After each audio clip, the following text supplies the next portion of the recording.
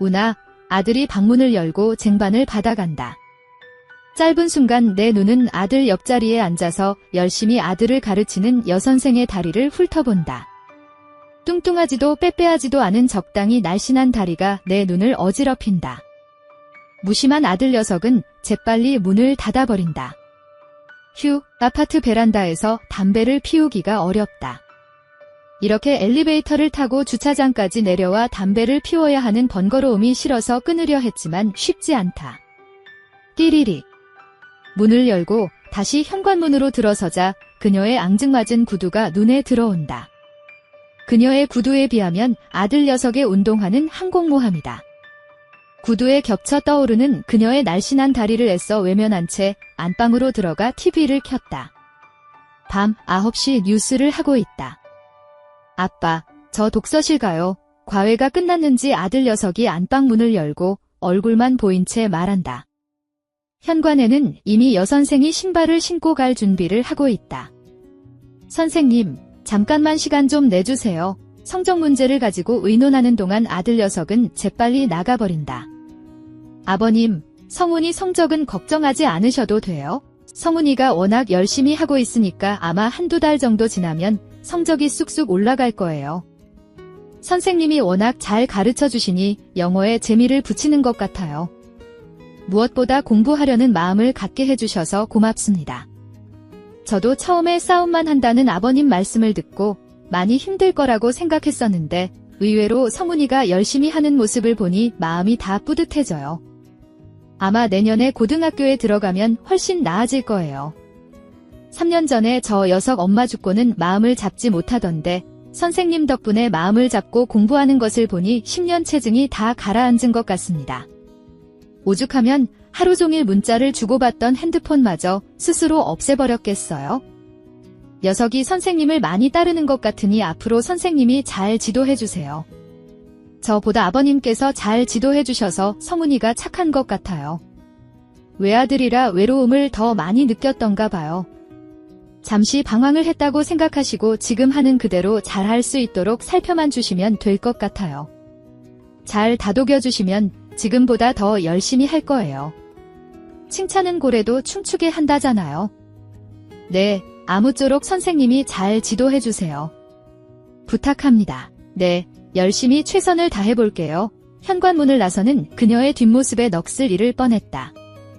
블라우스 너머 은근히 보이는 그녀의 가는 허리가 눈에 들어온다. 하마터면 침을 꿀꺽 삼킬 뻔했다. 그녀가 빠져나간 현관문을 아쉬운 마음으로 한참 동안 바라보았다. 아차. 수련회 가는 걸 깜빡 잊고 얘기하는 네. 아빠가 오늘 얘기해주세요. 내일 토요일이라 일찍 온다고 했잖아. 선생님이 4시에 오시니까? 그 안에 올 수 있잖아. 갑자기 일정이 바뀌어서 내일 늦게 끝난대요. 저녁 7시쯤에나 도착한대요. 저 선생님 전화번호 모르니까 아빠가 연락해주세요. 그래, 알았다. 걱정하지 말고 잘 다녀와. 네, 다녀오겠습니다. 중학교 3학년이 핸드폰도 없애더니 아예 전화번호에 관심이 없다. 오로지 집 전화하고 아버지 있네 핸드폰 번호만 외우고 다닌다. 필요하면 집에 와서 찾아본다고 수첩에 적어두기는 했지만 거의 직접 전화하는 일이 없다. 덕분에 과외 선생님과 내가 통화할 일이 많다.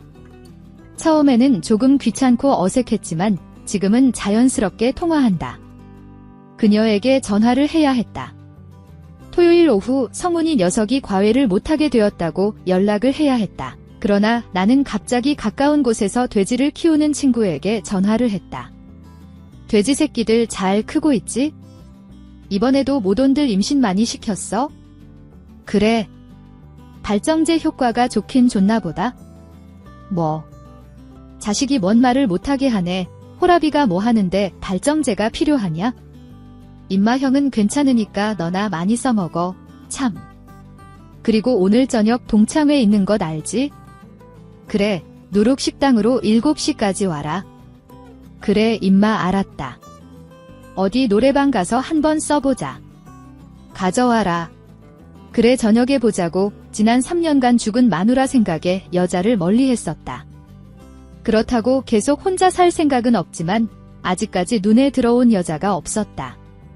그런데 최근에 아들 녀석 과외를 한다고 자주 통화하다 보니 과외 선생에게 자주 눈길이 간다. 덕분에 얼마 전에는 3년 만에 여자 생각이 나서 혼자서, 친구들은 벌써 일주일에 한 번 정도 마누라를 볼까 말까 한다는데 그날 나는 늦게 잠이 들 수 있었다. 아들의 과외 선생을 상상하며 잠이 들었다. 참, 나도 별스런 녀석이다. 아들이 과외에 빠진다고 하니 기회란 듯이 엉큼한 생각을 하고, 왜 그런 생각을 했는지는 모르겠으나 갑자기 그녀가 떠오르며 난 엉뚱한 생각을 하게 되었고, 실행을 위한 준비 단계로 상호라는 친구에게 전화를 했다. 아, 글쎄 오늘은 정말 빠지고 싶다니까? 감기 기운이 있다는 핑계로 2차로 노래방에 가자는 친구들을 뿌리치고 있다. 아이, 자식이 형이 하는 말을 통 안 들어보네. 야 자석. 양정철이 이놈아? 왜? 또. 성아가 준 발정제 그거이 솔찬히 잘 들은단께 니 오늘 꼭 써봐야 쓸 것 아녀? 됐어. 사용할 일 없어. 그냥 집에 다 두지 뭐. 아따 그거이 뭔 보물단지도 아니고 못한디 잘 모셔둘라고 그러냐? 그냥 오늘 확 써불어. 성아가 다음에 또 갖다 줄게. 됐어. 성호야. 다음에 같이 가자. 오메 참말로 천불이네 천불. 준호야. 나 정철이. 이 자석 땜시 답답해 뒤져불겄다야. 어째서 요란지 모르겠은께. 네가 한번 꼬셔봐라. 아이 자석이 징그럽게 말을 안 들어 처묵어야. 웬만하면 같이 가자. 회장까지 나서며 2차를 가자고 한다. 오늘은 꼭 그냥 들어가야 한다. 내일을 위해서 오늘은 휴식을 취해야 하기 때문이다.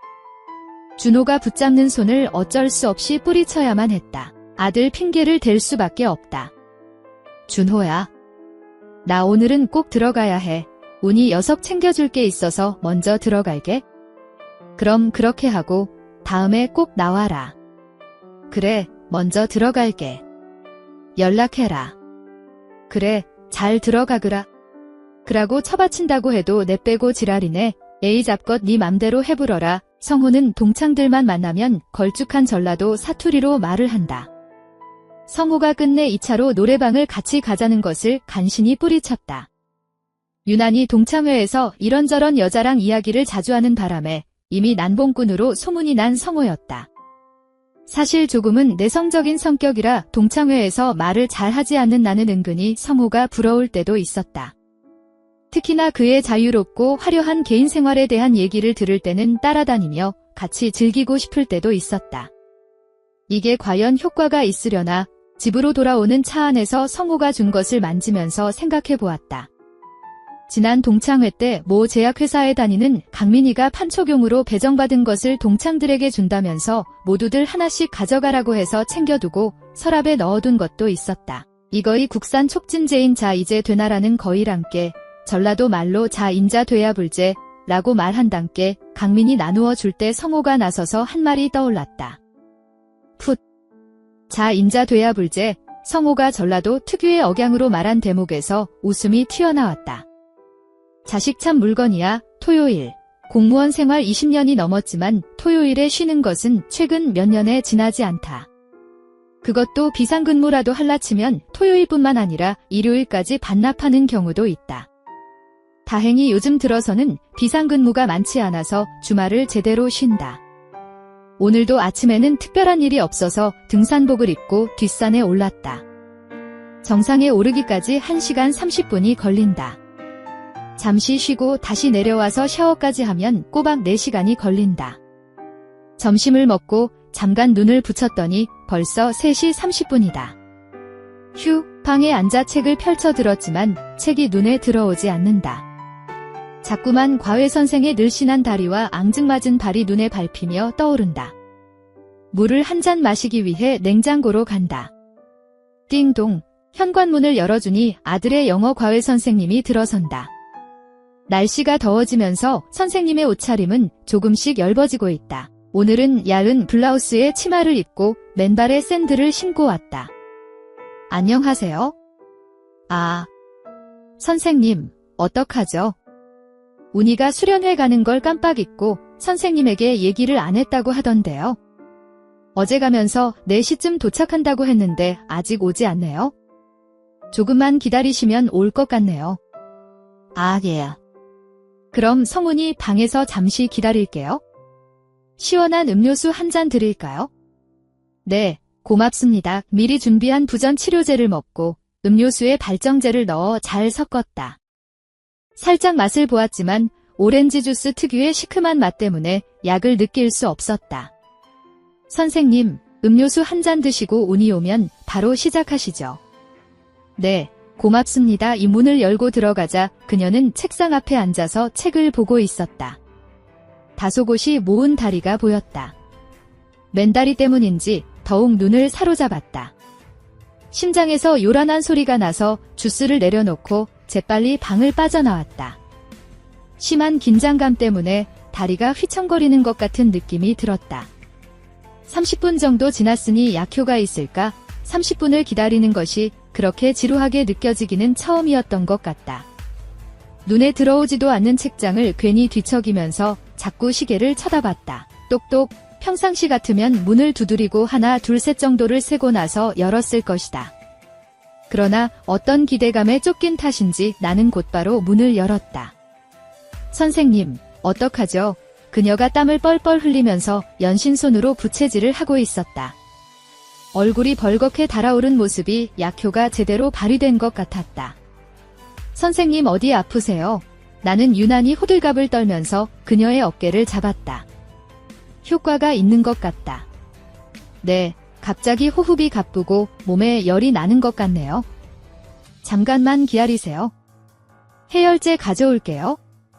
약 상자를 꺼내 해열제 대신 비타민을 꺼냈다. 물에 다시 약을 섞어 잘 흔든 다음 그녀에게 주었다. 일단 해열제를 드시고 잠깐 누워 계세요. 방금 전화가 왔는데 온이 녀석이 지금 막 도착했다네요. 한 30분 정도 있다가 일어나시면 괜찮아질 거예요.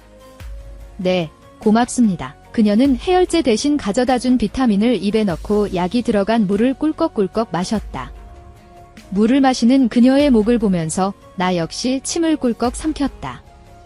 자, 이쪽으로. 결과 땀 때문에 정신을 못 차리는 그녀를 잡고 이불을 덮어주었다. 방을 나오면서 문을 살짝 열어두는 것도 잊지 않았다. 나중에 먹은 약의 효과도 나타나는지 그녀는 소리까지 냈다. 나름대로 지금쯤은 어떤 상황이 벌어졌을지 머릿속으로 상상하면서 방문 앞에서 귀를 기울였다. 계속해서 쏟아져 나오는 그녀의 소리에 자신을 얻고 문을 열었다. 그녀는 비 오듯 땀을 쏟아내면서도 이불을 꼭 잡고 있었다. 선생님, 다른 말을 하지 않고 그녀의 이마에 손을 올렸다. 땀으로 젖은 이마에 열이 있는지 손이 따뜻했다. 선생님, 열이 많네요. 어떡하죠? 해열제를 먹어도 열이 안 내려가네요. 잠깐만 기다리세요. 제가, 그러면 열이 좀 내려갈 거예요. 그녀의 대답을 들을 필요도 없었다. 여기서 지체할 필요는 없었다. 아버님, 이러시면. 그런 후 아버님, 뭔가 미안하다는 말을 해야겠다는 생각에 달싹이는 내 입을 손으로 막아버린 그녀였다. 아무 말도 하지 마세요. 그녀가 내게 인사를 하고 집을 나섰다. 내가 고난 잠을 자는 동안 아들 녀석이 왔다. 그 후 아들의 토요일 과외 시간은 없어졌다. 대신 그녀와 나의 과외가 이어졌다. 그리고 1년 후 나는 15살이나 어린 그녀를 새로운 신부로 맞아들였다. 안녕하세요. 저는 올해 65살 여성입니다. 정말 인생은 눈 깜짝할 사이라고 하더니 이렇게 제 나이를 제가 소개할 일도 없이 살다 보니 이 나이에 제 스스로 깜짝 놀랍니다. 다들 인생 짧다지만 이 사연을 보내며 곱씹을 거리들을 되짚어보니 마냥 짧다고 느껴지진 않네요. 살아도 왜 사는 게 줄지 않을까 생각했던 때도 많았으니까요. 여러분도 그렇죠? 인생이 더디다고 느껴질 때는 아마 가장 힘든 시기를 보내고 있다는 방증이 아닌가 싶습니다. 그 아이는 제게 귀인이었습니다. 난생 처음 길바닥에서 쓰러졌던 날 그 아이와 처음 만났죠.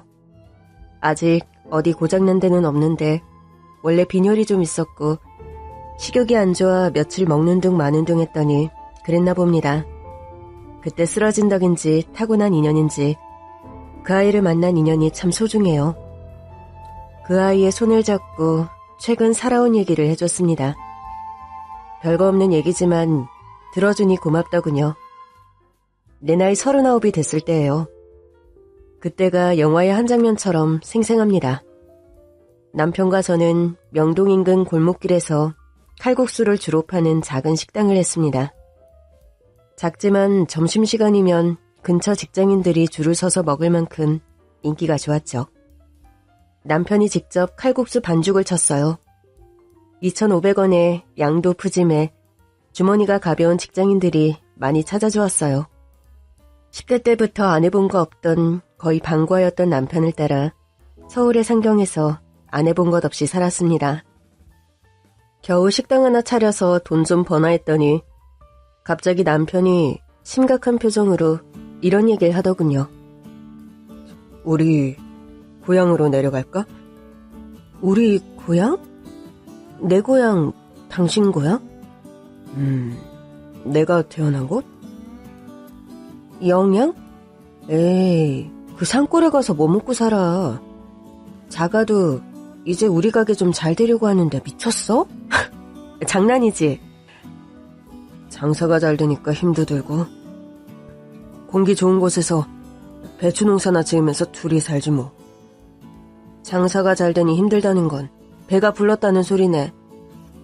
잠이나 주무십시오, 주방장님.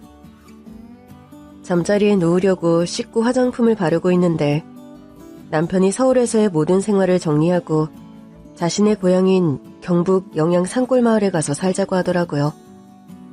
이 사람이 장사가 잘 되니 배가 불렀나 하고 그냥 해본 소리겠지 하고 웃어넘겼습니다. 그리고 한 달도 안 됐을까요? 남편이 저녁 장사 준비를 하다가 배를 움켜잡더군요. 어머나, 당신 왜 그래? 배 아파? 식은땀까지 흘리는 남편. 얼굴도 회색이 됐습니다. 왜 그래? 점심 먹은 게 잘못됐나? 화장실 다녀와. 처음엔 단순 복통인 줄 알고 화장실 다녀오라고 하고 치웠는데 작은 주방에서 쭈그리고 앉아 일어나지를 못하더군요. 여보, 큰일이네. 왜 이래? 괜찮아? 제가 잡아들어도 일어나지 못하고 그대로 휘청하는 남편. 119를 불러 응급실로 갔습니다. 선생님, 우리 남편 왜 이래요? 오늘 점심까지는 멀쩡했는데 선생님, 우리 남편 왜 이러는 거예요? 잠시만요. 여기가 아프신 거예요?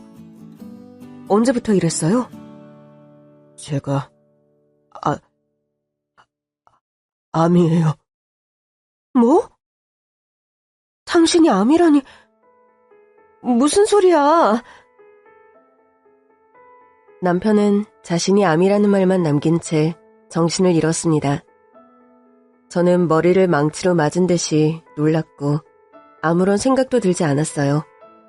대체 이게 무슨 일인지, 암은 뭐고 어디에 암이 걸렸다는 건지, 암이라는 건 살 가망성이 없는 병이라는데 어디서 뭐가 잘못된 건지 하나도 알 수 없었어요. 검사 후 진통제를 맞으며 일단 입원을 했습니다. 너무 놀라지 마시고요. 부인분께서는 전혀 모르셨나 봐요? 네, 저희 남편이 암이라니 어디가 어떻게 안 좋은 건가요? 죽는 건가요? 대장암 말기입니다. 그러니까 수술하면 못 사나요? 선생님, 요즘은 기술이 좋아져서 수술하면 암도 살 수 있다던데 아닌가요? 바로 수술해주세요. 지금 환자분은 말기암이라 수술을 아예 못할 정도로 전이가 매우 심각해서 현대의학으로도 치료하기가 힘든 상태라고 할 수 있습니다. 항암 치료도 반응하지 않고요. 제가 의사로서 드릴 수 있는 말씀은 병원에서 마지막을 보내느냐, 병원 밖에서 가족분들과 마지막을 잘 마무리하느냐, 그런 상황입니다. 말도 안 돼. 그럴 수 없어요. 이제 남편 나이가 42살인데 무슨 생을 마감해요. 그 나이에. 지금까지 얼마나 고생해서 이제 좀 먹고 살려고 하는데 말도 안 돼요. 그럴 수 없어요. 없어요. 없다고요. 한 달 전 남편이 시골에 가서 배추 농사 지으며 살자고 했던 것이 생각났어요. 헛웃음이 나더군요. 자신이 아픈 걸 알면서 왜 그렇게 가만히 있었는지, 어떻게 식당 일을 하며 아무렇지 않게 아내인 나한테 아무런 상의도 없이 그러고 있었는지 화가 나기까지 했습니다. 평소 변비가 있었지만 만성이라 그러려니 했고 크게 못 먹는 것도 없고 아픈 적도 없었는데 믿을 수가 없었습니다. 오진일 수도 있다는 생각이 들었지만 그 모든 걸 비웃듯 남편은 쇠약해져 갔어요. 제 머릿속을 헤집어 놓은 생각들이 어느 정도 정리가 됐을 때 남편이 의식을 차렸습니다. 푸념과 원망만 하면 이렇게 있을 시간이 없다는 생각으로 정리가 됐고, 슬픔은 나만의 것이고 이 사람의 괴로움을 덜어줘야 한다는 생각이었습니다. 여보, 많이 아프지? 미안해. 많이 놀랐지? 언제부터 한 거야? 얼마 안 됐어. 이렇게 급격히 나빠질 수가 있나? 지금까지 몰랐다는 게 말이 돼? 미안하다. 모든 게. 아니야. 지금 내가 당신한테 화내는 것도 말이 안 돼. 대장암 말기래. 오래 못 산대. 다 알았구나, 당신. 그러고 있으면 식당에서 칼국수 반죽 치다가 죽을 수도 있는데 어떻게 그렇게 바보 같아?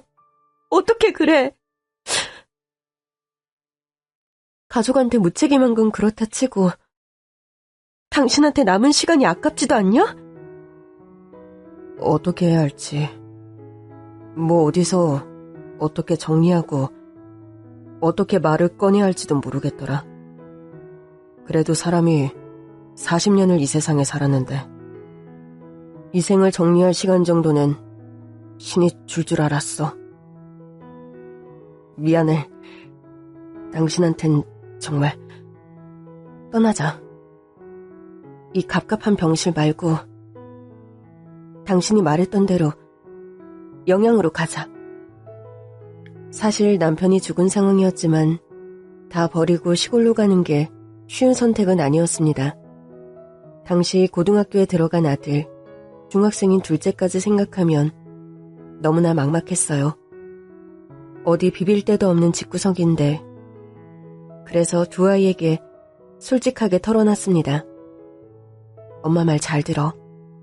엄마 아빠 칼국수집 정리할 거야. 왜요? 손님 많다더니 잘 안 돼요? 아빠가 많이 아파. 냉정하게 말해서. 지금 충격이겠지만 그냥 엄마가 다 사실대로 털어놓으려고 해. 아빠가 오래 못 산대. 암이야. TV에서 많이 들어봤지? 뭐라고? 아빠가 죽는다고? 그럼 우리 가족은 어떡해? 장난이지? 거짓말이지? 진짜예요? 말기 암 같은 거예요? 말기암이래. 대장암 말기. 그래서 아빠 소원인 아빠 태어난 고향 시골 마을 가서 엄마랑 둘이 농사 지으며 마지막을 보내려고 해. 말도 안 돼. 어떻게 우리 아빠 죽으면 나도 따라 죽을 거야. 용기 좀 해. 들어 좀. 용석이는 집안의 장남이고 철이 들었으니 가슴이 아파도 엄마 아빠 선택 이해해 줄 거라고 믿고 용민이도 이제 애 아니야.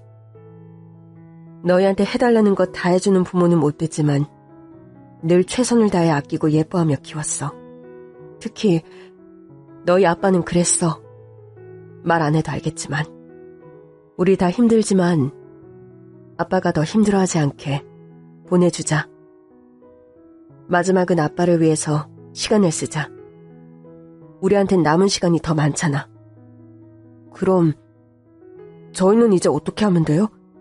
학교랑 정리할 것도 많은데 당장.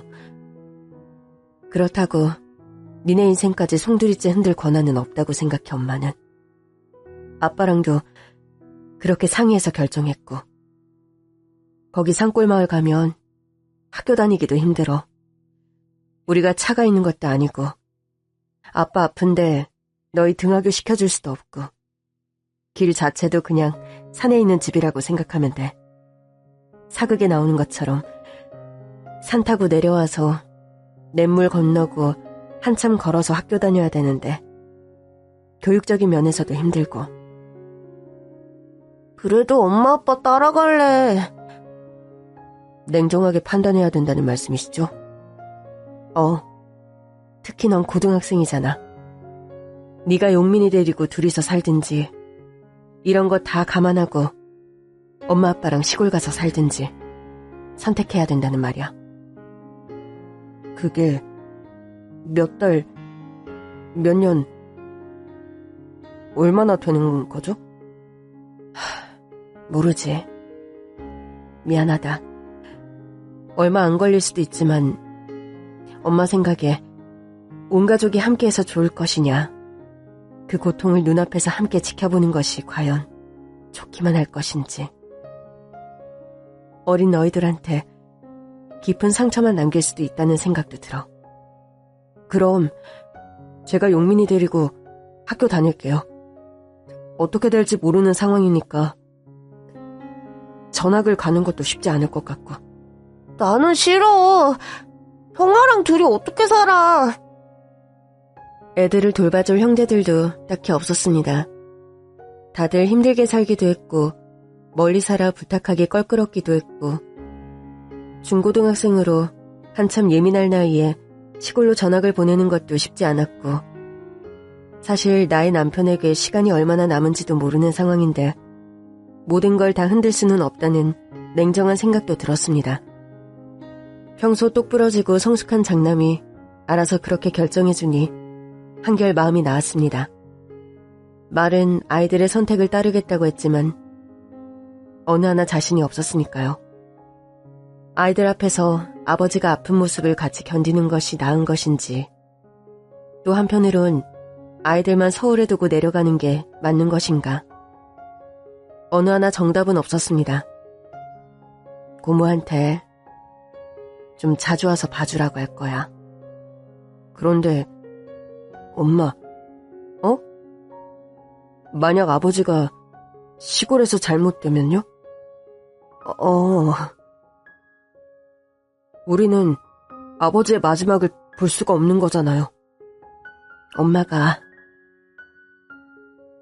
바로 연락할 거야. 그래도 거기까지 내려가려면 반나절은 걸리고, 위독해지면, 위독할 것 같으면 연락할게. 그러니까 전화 잘 받고.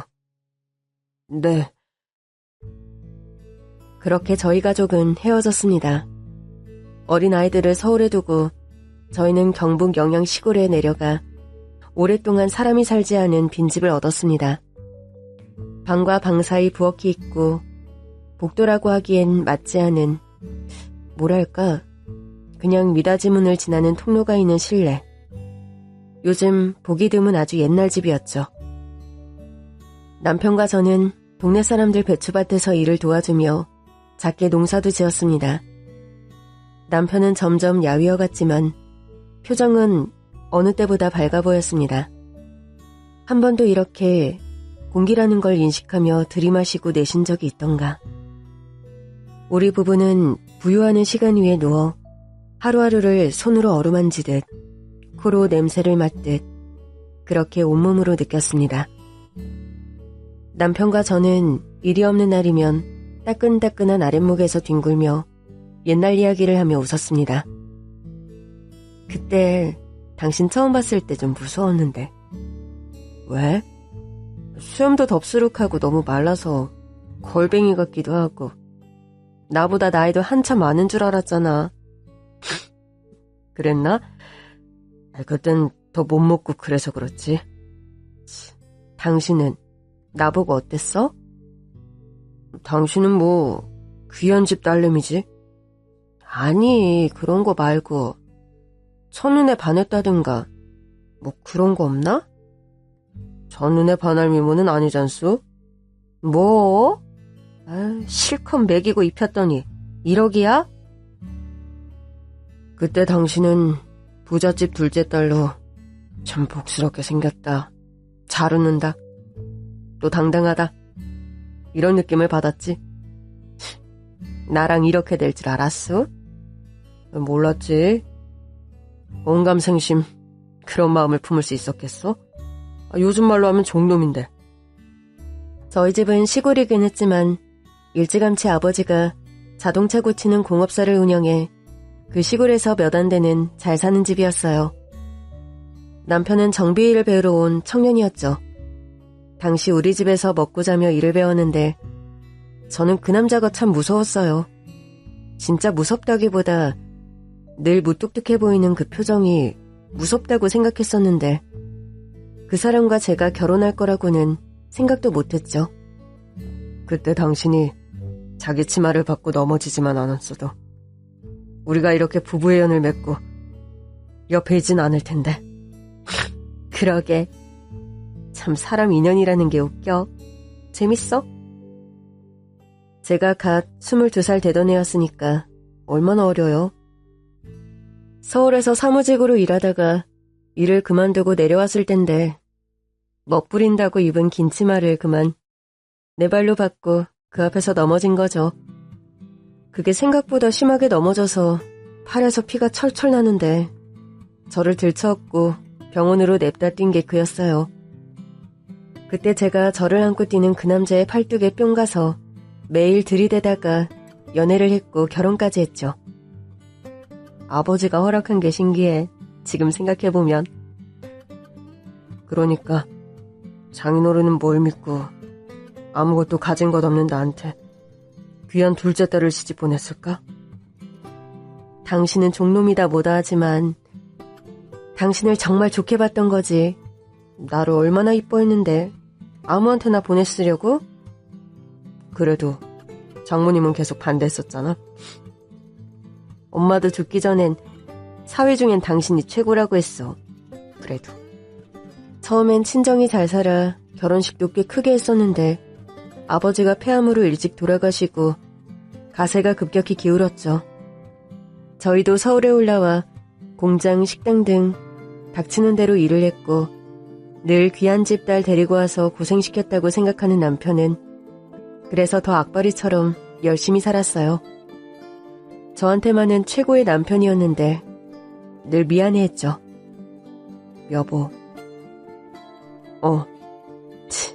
이제 안 미안해도 돼. 뭘? 늘 미안해했잖아.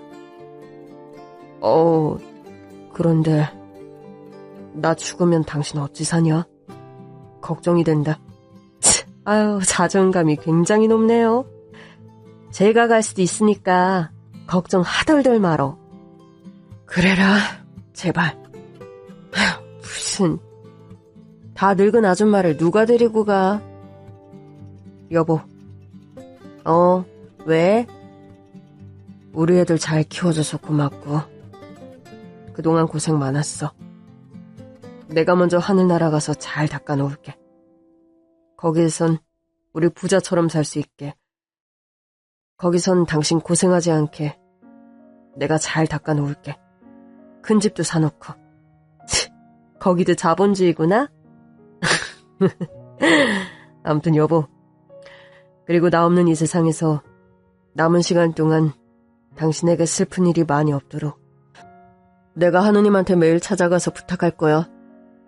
내가 여기 먼저 왔으니 우리 마누라한테는 슬픈 일, 안 좋은 일 없게 해주십시오 하고. 정말? 그리고 당신이 기쁜 일이 생기면 그날은 우리 남편이 하느님께 가서 더 많이 부탁했구나 생각하면 돼. 그래, 고맙네. 나는 당신 덕에 이제 남은 삶은 좋은 일만 생기겠다. 완전 기분 좋은데? 남편은 감사하게도 꽤 오래 버텨주었습니다. 혼자 밥 챙겨 먹고 공부하는 아이들이 신경 쓰였고 부모정을 그리워하는 둘째의 전화에 가슴 아파 우는 날도 많았지만 이렇게 살다가 남편의 병이 기적처럼 다 없어지는 것 아닌가 싶은 적도 많았어요. 기적이라는 말이 왜 있겠나 하면서요. 이렇게 멀쩡한데 아무 일도 없었던 것처럼 쭉 계속 살아준다면 얼마나 좋을까. 진짜 그럴 수도 있겠다 싶었습니다. 24시간을 붙어 있었는데 그날 먼저 이른 시간 남편이 먼저 배추밭으로 올라갔습니다. 산등지에 빼곡히 있는 밭이었어요. 멀리 남편이 보였습니다. 그런데 뭘 그렇게 열심히 하는지 고개를 쳐박고 있었어요. 여보!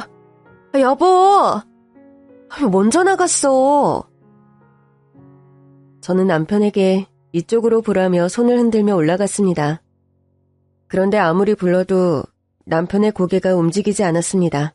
싸늘한 아침바람이 딱 달라붙은 배추 잎사귀마저 흔드는데 남편은 조금도 움직이지 않았어요. 여보! 여보! 물과 주먹밥이 든 바구니를 들고 올라가는데 남편이 잠이 들었나 생각을 했습니다. 너무 일찍 나가더니 밭에서 잠을 자네. 여보, 여기서 자면 어떡해. 출근하라고 부추는 사장도 없는데 늦잠 자도 되는데. 여보? 여보! 의사가 3개월 살 거라고 했던 남편은 8개월을 살다 갔습니다. 남편이 떠나고 가족이 다시 만났으니 우리는 기뻐해야 할지 슬퍼해야 할지 모르는 과도기의 시간을 몇 달 보냈습니다. 하지만 생전 남편의 약속 때문이었을까요? 남편이 죽고 이상하리만치 모든 일이 술술 풀렸습니다. 그런데 또 희한하게 기쁜 일이 있을 때마다 기뻐해도 되는지 싶기도 했습니다.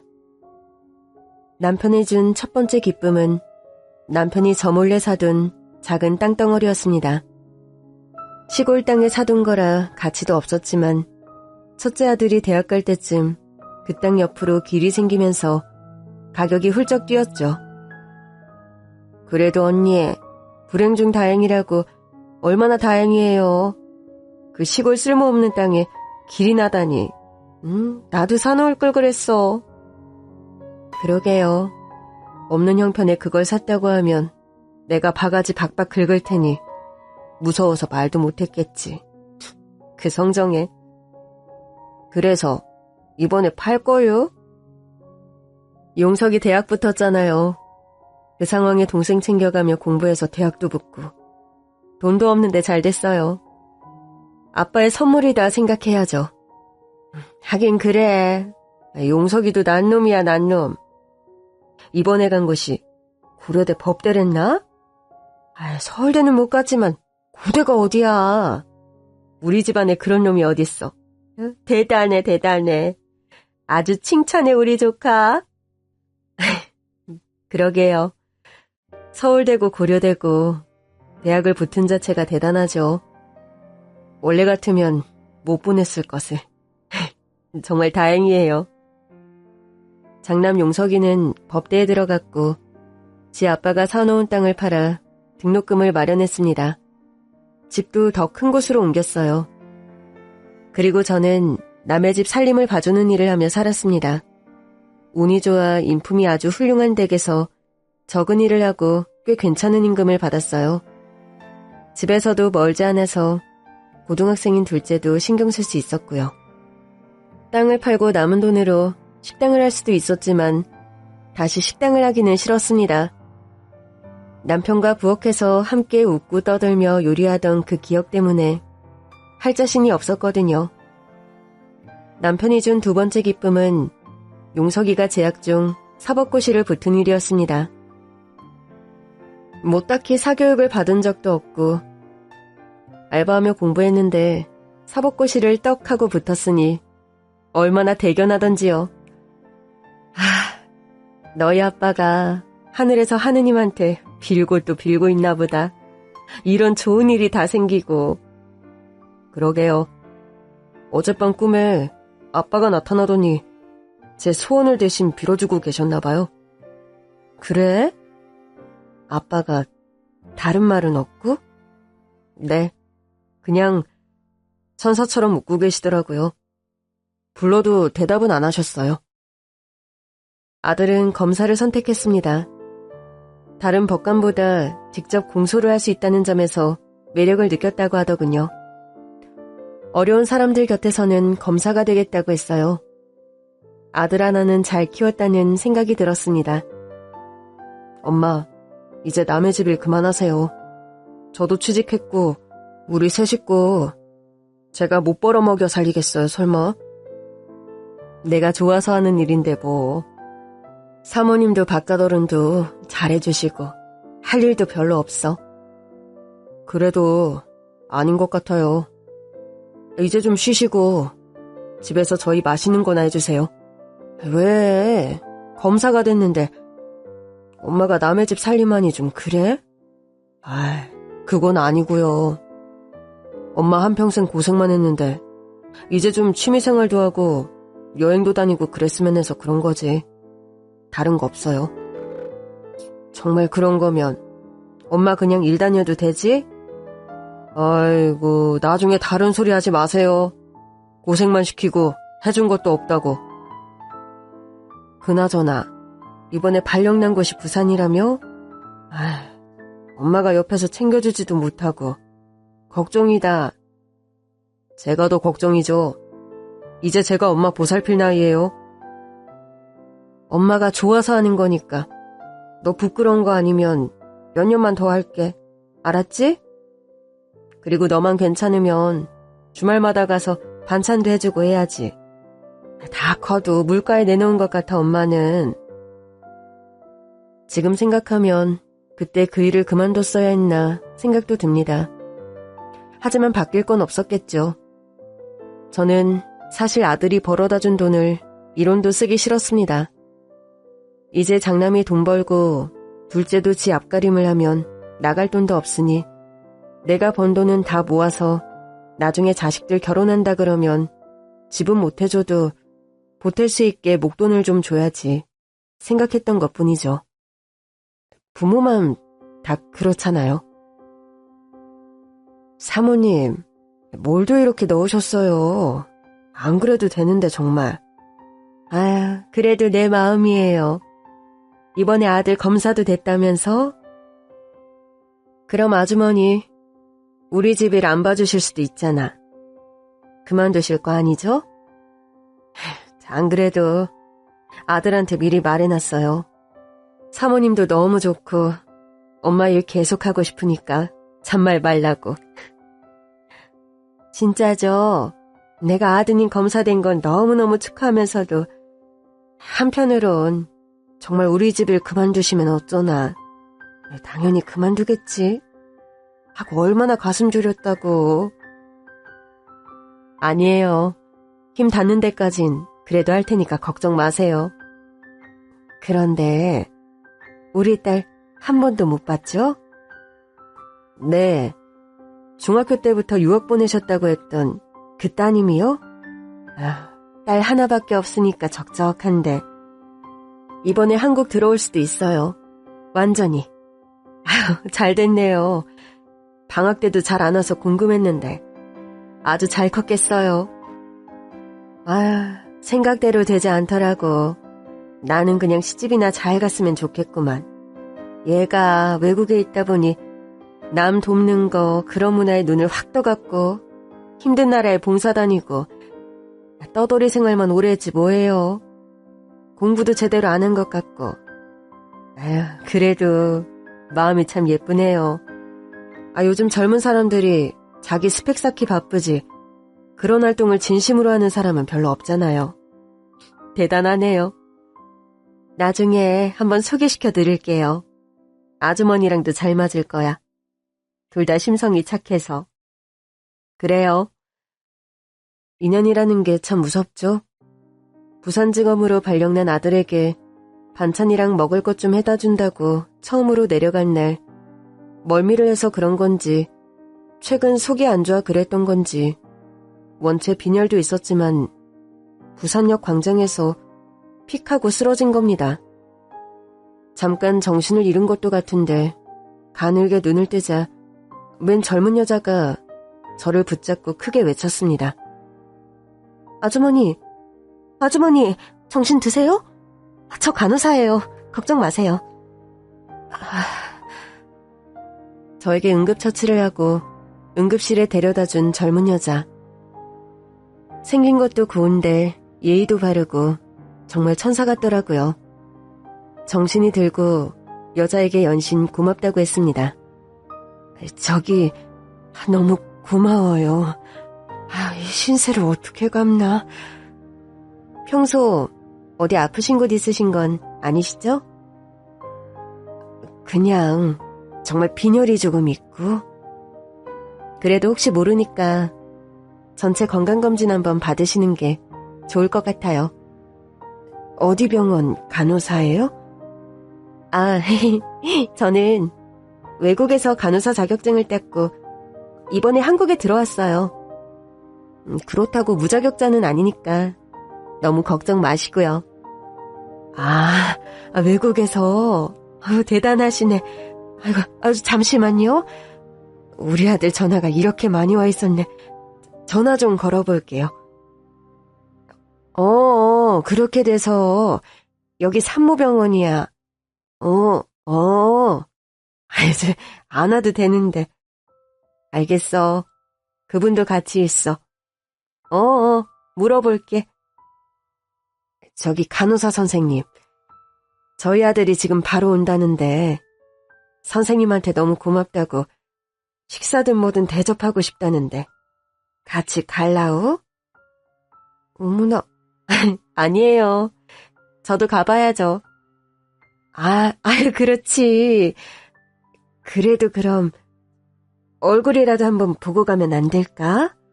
너무 고맙다는데 인사드리고 싶다고. 약속이 있으시면 어쩔 수 없고. 그런데 나 혼자 있는 것도 좀 무섭기도 해서. 그럼 인사만 드리고 갈게요. 사실 염치불고하고 그 간호사를 붙잡은 건 너무 곱고 착해서 우리 용석이야 어떻게 잘 되면 좋겠다는 엄마의 바람이었어요. 순간 어디서 그런 촉이 왔는지 두 사람이 함께 서 있는 게 아른아른거리며 이대로 보낼 수 없다는 생각이 들었죠. 그런데 얼마 안 돼 헐레벌떡 뛰어온 아들이 저희 둘을 보고 놀래 자빠지는 겁니다. 어떻게 여기...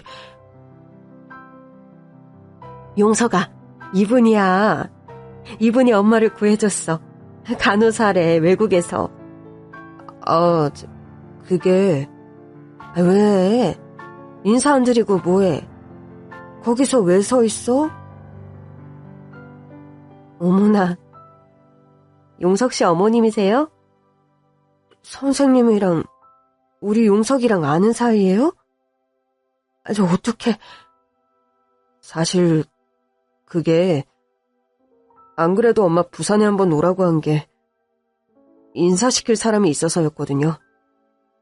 그러니까 이 사람이 제가 만나고 있는 사람이에요. 안녕하세요, 어머니. 김수영이라고 합니다. 처음 뵙겠습니다. 뭐라고? 만나고 있는 사람? 미리 말씀 못 드려서 죄송해요, 엄마. 아니, 이제 미안할 건 없고. 얼마나 만났는데? 네가 그럴 시간이 있었어? 그게... 일단 나가서 얘기하자. 괜찮죠? 네. 나를 구해준 간호사 선생님과 우리 아들이 연인관계라니 정말 놀라운 일이었어요. 사실 이런 인연이 다 있나 하면서 잘 됐다고 생각했지만 티는 내지 않았습니다. 남녀 사이 어찌 될지 모르는데 괜히 넘겨짚어서 오버하지 말자 생각했어요. 그래, 네가 엄마한테 여자친구를 소개한 적이 한 번도 없는데 소개를 한다고 부산까지 오라고 한 거면 굉장히 진지하게 만나고 있다는 거겠구나? 네, 엄마 좀 놀라셨죠. 그런데 저 이 사람이랑 결혼하고 싶어요.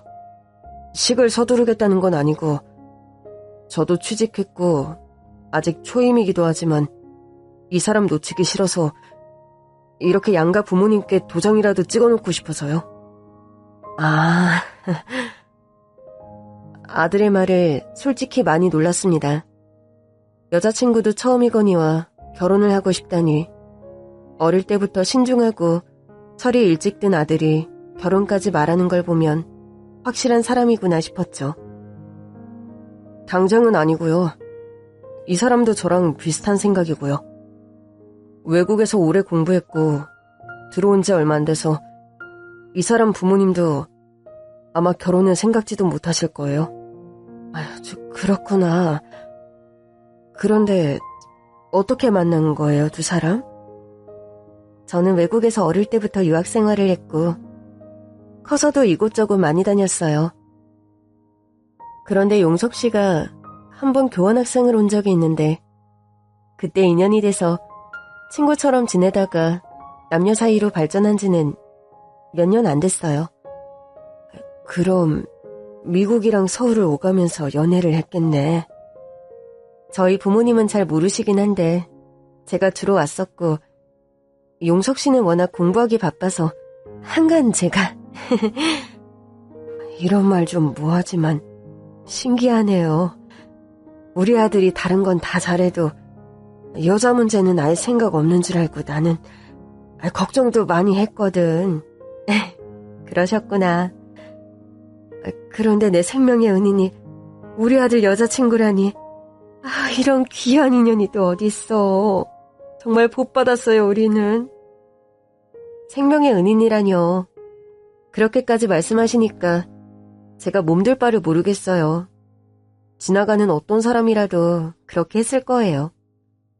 그래도 아무나 그렇게 하나.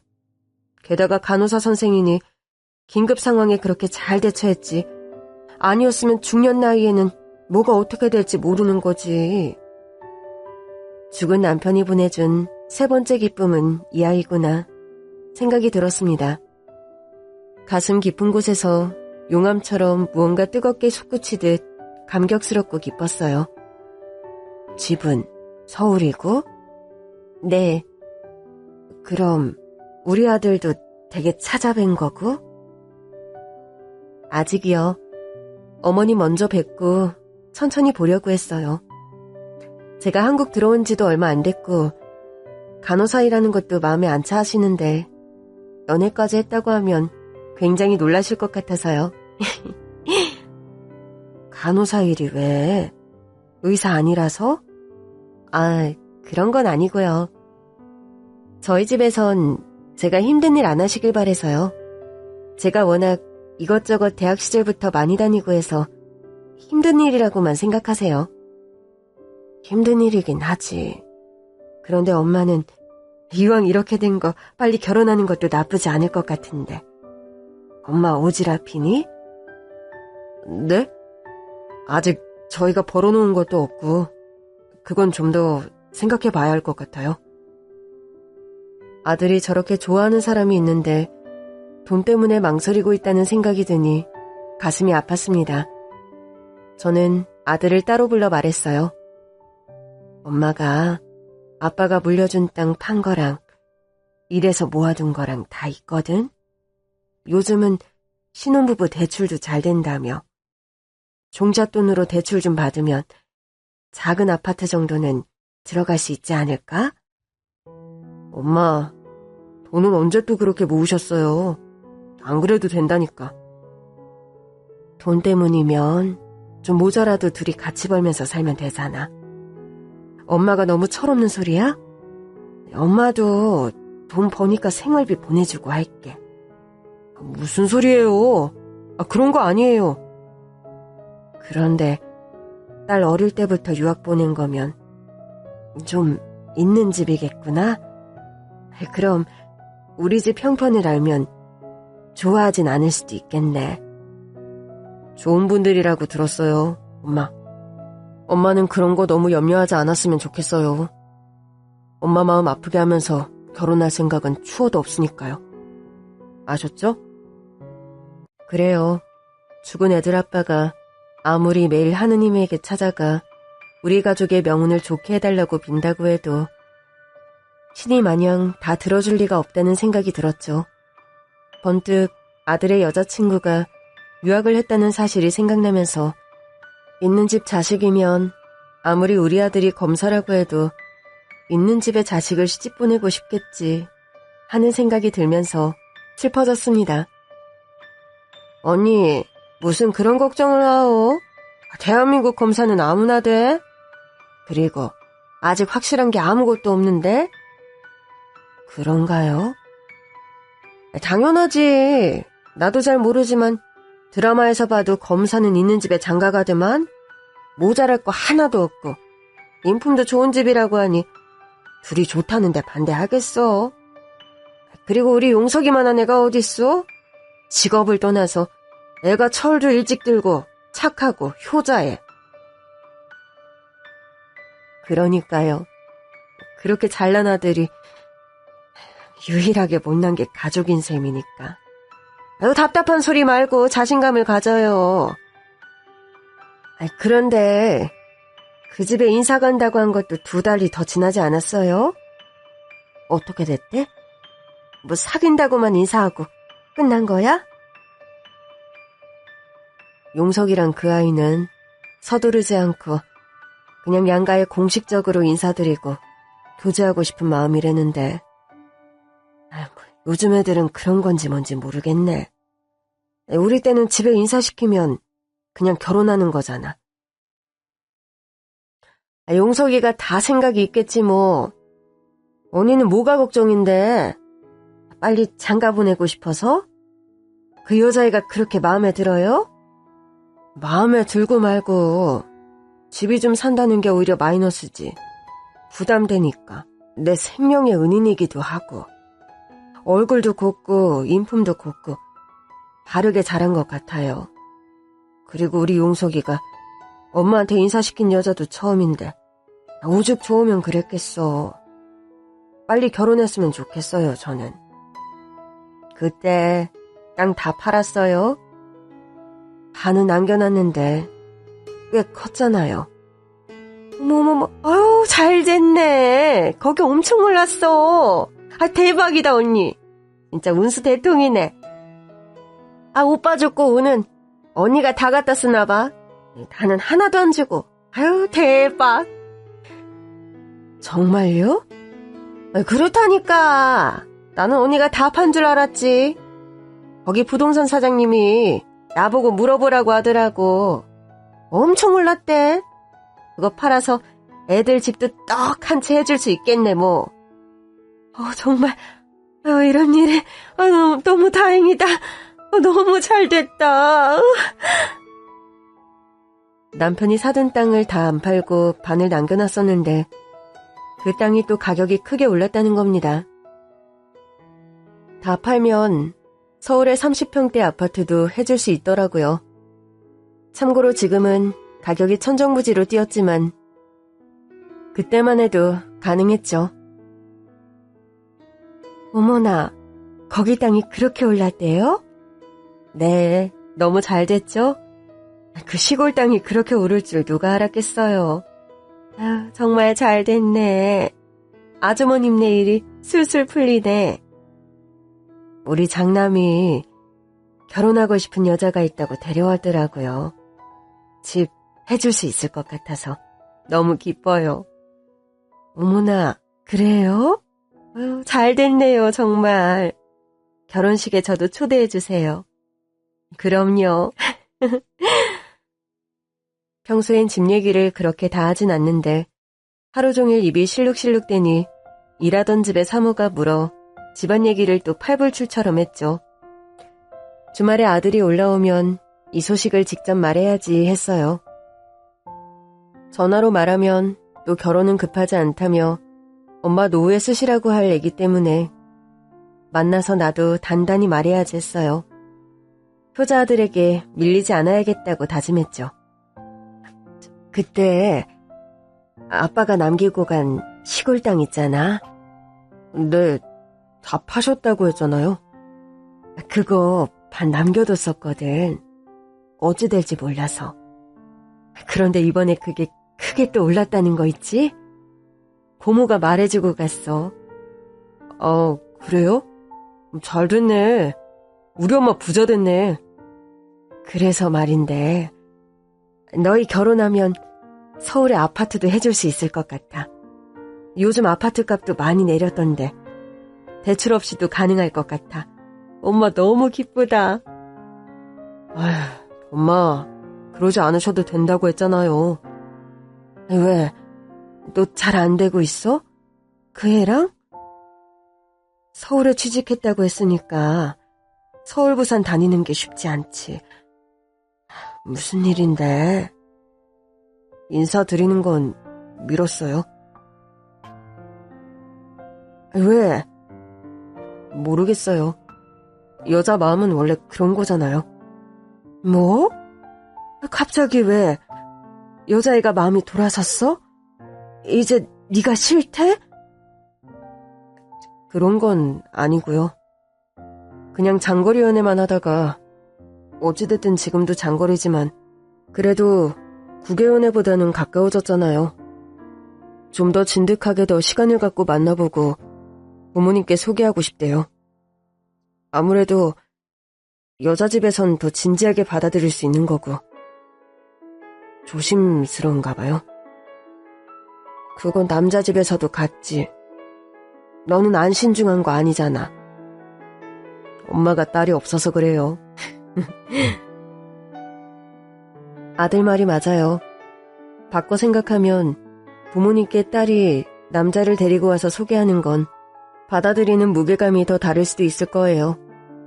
저는 사실 그 아이를 만난 이후 몇 달간 본 적도 거의 없지만 이미 예비 며느리처럼 심정적으로 느꼈던 터라 어떻게 우리 아들이 행복하게 결혼할 수는 없을까 고민만 하고 있었으니 더 그랬죠. 뭔가 제가 실연이라도 당한 것 마냥 참 어름답지 못하죠. 우울하더라고요. 그리고는 이런저런 생각을 하며 일하러 가는데 대문 앞에서 생각지도 못한 사람을 마주쳤습니다. 어머, 네가 여기 어떻게... 어머니, 여기 어떻게... 저 사실은 제가 이 집 딸이에요. 뭐라고? 네가 그러면 외국에서 공부한다던 그 무남동녀? 사실은 저도 얼마 전에 알았어요. 어떻게? 외국에 있다가 한국 들어와서도 집에 잘 안 오다가 오랜만에 왔는데 어머니가 출근하시는 걸 멀리서 본 거예요. 우리 집에 들어가는 걸. 그래서 저희 엄마한테 어머니에 대해 이것저것 물어봐서 두 분이 같은 사람이라는 걸 알게 됐고 저는 어머니가 이 집에 오시는 시간 후에 들르곤 했어요. 그래서 몇 달 동안 안 마주친 거고요. 아휴, 어쩐지 딸이 한국에 아예 왔다고 했는데 왜 집에 안 오나 했는데 원래는 집에 들어와서 살려고 했는데 어머님이 제가 이 집 딸인 거라면 서로 불편할 것 같아서 우겨서 지금 병원 근처 오피스텔에서 살고 있어요. 아이, 나 때문에 일부러 고생을 한 거야? 고생은 아니고요. 병원이랑 집이 멀기도 해서 오히려 잘 됐다 생각했어요. 저희 엄마 아빠는 들어와서 살기를 바랬지만 저는 너무 멀다 싶었고요. 그럼 이 사실을 사모님 내외는 다 모르시는 거고? 어떻게 말씀드려야 할지 몰라서 그때 용석 씨 인사드리러 오기로 한 것도 취소했던 거예요. 몇 달을 고민했는데 양가에서 어떻게 받아들이실지 답이 안 나오더라고요. 저희도 오래 만났지만 가까이서 만난 적이 없기도 해서 우리 둘만 안 변하면 급할 건 없다는 생각으로 여유를 갖고 서로 더 생각해보자 했던 거예요. 나 때문이구나? 그런 건 아니에요. 저희 부모님이 어머님을 아주 좋게 생각하시고 계시고, 하지만 어머님도 불편해하실 것 같아서 여러모로 좀 여유를 두고 진행해도 된다고 생각한 것뿐이에요. 당황한 기색이 역력한 그 아이의 얼굴을 보니 더 가슴이 아팠습니다. 우리 용석이를 모른다고 하니 이제 숙제는 제게 던져진 셈이었죠. 자기 집에서 일하는 사람을 사돈으로 맞이하는 게 쉬운 사람이 몇이나 있을까 싶었습니다. 어머니, 이 문제는 성인인 저희에게 주어진 문제예요. 어머니 탓이 아니에요. 그리고 용석 씨에게 털어놓지 못한 것도 저예요. 어머니가 고민하지 않으셔도 돼요. 어찌 그래, 내 아들 일인데. 너는 마음이 변한 건 아니고? 그런 문제로 변할 것도 없지만 시간을 좀 더 갖고 천천히 관계를 생각해보기로 한 건 스스로 잘했다고 생각해요. 저는 사실 용석 씨가 너무 좋아서 문제였거든요. 스스로에게 좀 제동을 거는 계기가 됐을 뿐, 그 핑계로 저는 여유를 갖게 된 것뿐이고요. 안 그래도 이번 주에 용석 씨를 만나면 이 문제를 상의하려고 했어요. 그리고 저희 부모님께도 함께 털어놓고 상견례를 진행해볼까 생각 중이었어요. 용석이 성격에 용석이가 반대하면 그럼 보내줘야죠. 그 정도로 저를 사랑하지 않는다는 생각밖에 안 들 것 같아요. 워낙 총명한 친구인 건 알았지만 오래 고민하는 적이 말투에서 묻어났습니다. 하지만 용석이는 워낙 효자라 지엄마가 상처받을까봐 모든 걸 포기할 수 있겠다는 생각이 들었어요. 용석이 여자친구의 믿음은 존중하지만 한편으론 제 아들의 그런 이상한 뚝심을 알고 있기에 엄마로서 어떻게 하는 게 아들이 자신을 위한 선택을 편하게 할 수 있게 해주는 것인지 고민했습니다. 사모님. 네? 사모님은 따님이 어떤 남자와 결혼했으면 좋으시겠어요? 왜요? 아들 장가 보낼 거 생각하니 딸 가진 부모 입장이 궁금하세요? 네. 우리 딸은 워낙 천방지축이라 지 하고 싶은 거 다 하고 부모 말도 잘 안 들었어요. 내가 부끄러워 아주머니한테도 다 말은 안 했지만 그 힘들다는 해외 봉사 다니고 의사도 아니고 간호사 한답시고 그렇게 이 나라 저 나라 떠돌아다녀서는 암튼 저희 딸 데려간다는 남자만 있으면 저는 그냥 보낼 거예요. 그래요? 그래도 무남동녀인데 집안도 좀 봐야 하고 연애나 해봤겠어요. 집까짓게. 그리고 사람 사는 거 다 거기서 거기지. 저는 범죄자 집은 안 되고 나머진 다 괜찮아요. 이왕이면 당연히 인품이 중요하죠. 집안 내력이라는 게 있잖아요. 다른 건 보지도 않아요. 왜? 아주머니는 며느리 집안 여러 가지 따지게 되세요? 아니죠. 그런 건 아니고 딸 가진 입장이 좀 궁금해서요. 실컷 떠보고 안심했지만 실수했다 싶었습니다. 너무 구체적으로 다 물어봐서요. 나중에 마주치면 이거 알고 떠봤구나. 더 불쾌할 수도 있겠다 싶었어요. 그래도 아주머니는 진짜 좋겠다.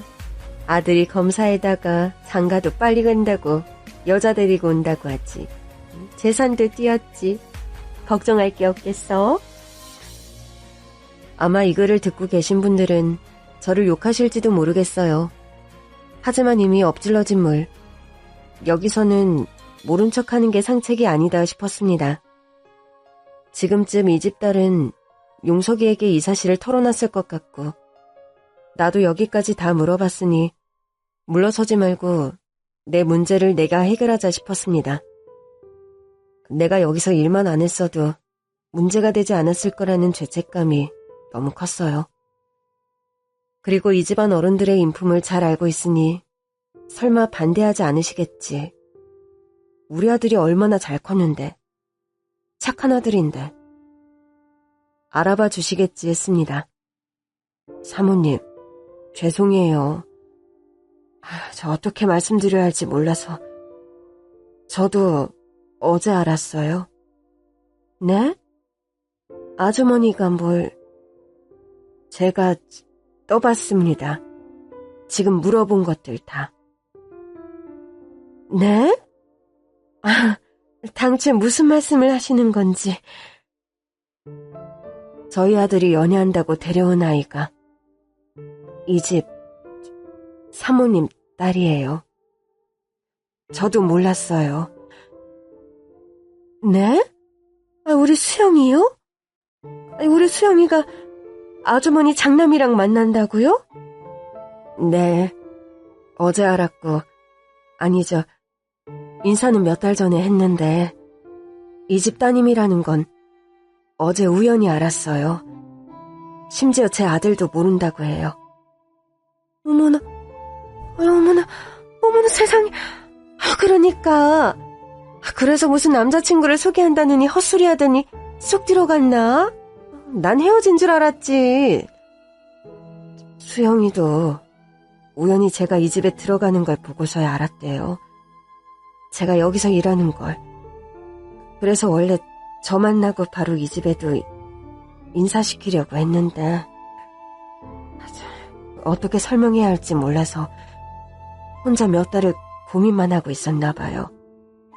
어머나, 그래서 그렇게 아주머니에 대해 나한테 물어봤구나? 저는 지금 그 두 아이에게 상의도 없이 먼저 이렇게 고백드리는 거고요. 제가 다 알고 이렇게 의중만 떠보는 건 그 전에 우리가 알았던 인연을 생각해서도 기만이라는 생각도 들었고, 저는 이 집 자식인 걸 몰랐을 때부터 두 아이가 서로 좋아하는 모습을 보고 찬성하는 입장이었거든요. 그런데 제가 여기서 일한다는 이유만으로 둘이 헤어지기라도 할까봐 너무 가슴이 아파서 어떻게 해야 할지 모르겠더라고요. 제가 당장 일을 그만둔다고 해도 여기서 지내온 인연을 지울 수도 없는 것이고, 얼마나 혼자 생각이 많으셨어요, 정말. 저는 어제 알고 한숨도 못 잤는데 따님이 몇 달을 혼자 끙끙 앓았죠, 뭐. 아까 드린 말, 그거 진심이에요. 저는 지금 뛸 듯이 기쁜걸요? 그 천방지축 딸이 검사 사위를 데리고 온다는데 안 기쁠 것은 무엇이며, 이렇게 인품 좋고 제가 친하게 생각하는 아주머니가 제 사돈이 된다는 건 더 기쁜 일이에요. 우리 집에서 일 안 해도 되시는데 제가 외롭고 적적하고 아주머니가 너무 좋아서 계속 일해달라고 여러 번 부탁드린 거잖아요. 우리 인연도 정말 보통 인연이 아닌 거예요, 이쯤 되면. 정말 그렇게 생각하세요? 저는 끝까지 자기 자식 일이면 또 다를 것이다, 누가 자기 집에서 일하는 사람과 사돈이 되고 싶겠어 생각했는데. 정말이시죠? 그럼요. 요즘 세상이 무슨 계급 사회도 아니고 직업일 뿐이고 그냥 인연일 뿐이죠. 당연한 거죠. 그리고 우리 딸 보세요. 뭐가 잘났어요, 그게? 저는 처음 본 순간부터 흠뻑 반해서 우리 며느리 했으면 좋겠다 생각했는걸요. 정말요? 진짜 제 짝이 있다더니 정말 오늘 너무 기쁘네요. 이렇게 해서 우리 집과 그 집의 새로운 인연이 시작됐어요. 예상대로 제게 미안해하던 아들 용석이도 이 인연을 받아들였고 지금은 결혼식만 앞두고 있는 상황입니다. 저는 사돈집 일은 그만두기로 했지만 일보다 오히려 친구처럼 더 가까워져서 자주 만나고 수다 떠는 사이가 되었어요. 죽은 남편이 저희 가족에게 준 네 번째 기쁨은 사돈이었나 봅니다. 예비 며느리와 남편 묘지에 가서 이런저런 얘기를 많이 했습니다. 하늘에 가서도 우리 가족을 위해 매일같이 빌겠다는 남편의 얘기에 며느리가 눈물을 펑펑 쏟아내더군요. 끝으로 남편에게 말하고 싶어요. 이제 매일매일 하느님에게 가서 빌지 않아도 된다고. 거기서는 일하지 말고 편하게 당신을 위해서 살라고요. 그리고 곧 만나자고요.